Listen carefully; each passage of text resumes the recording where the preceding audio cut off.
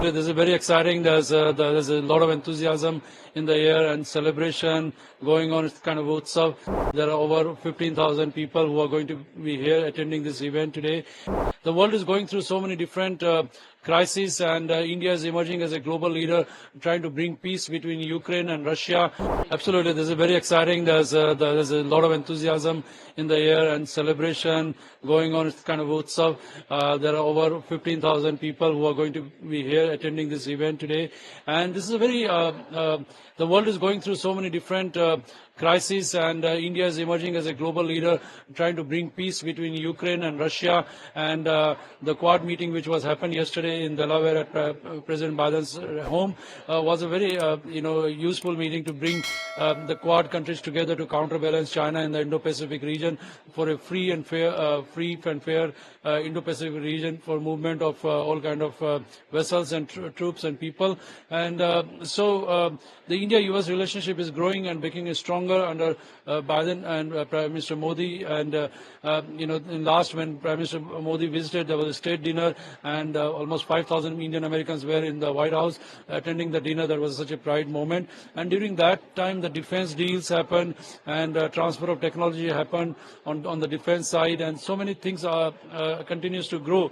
So there's 5 million strong Indian diaspora, which has been continuing to grow and rise. The major CEOs of major companies, from Google to Adobe to any other major companies, are Indian Americans. The major leading doctors and scientists are Indian Americans. Even in the Biden-Harris administration, we have over 150 Indian Americans in the leadership roles in the administration. That speaks volume about our community and the great work which our community is doing. And this 5 million people build stronger people-to-people relationship between India and US. And that is what makes this relationship much stronger, much special, and it's continuing to grow.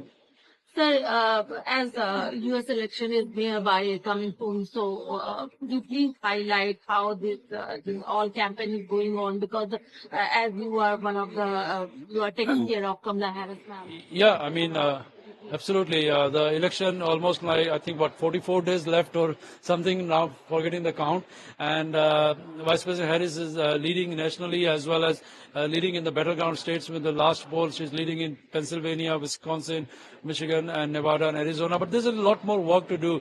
The work is that we need to mobilize, organize, and get out the votes, turn the votes to people. And we will continue to work hard to get every vote out to make Vice President Kamala Harris the next first Indian American, the first black woman to be the President and Commander-in-Chief of the United States. But if we are see the leading candidates in 2024 years, Kamala Harris, ma'am, and definitely Donald Trump, both are like giving tough fight to each other. So what do you think? What are the key issues dominating the election campaign?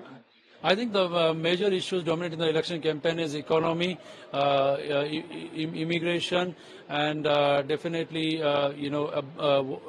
abortion or right for women, reproductive rights, and also, the wars which are going on around Ukraine and Israel and Gaza. Some of these are the key important issues, but then definitely, for the Indian Americans, the important issues are around immigration, for green card backlog, and in addition to economy and other things. I mean. So.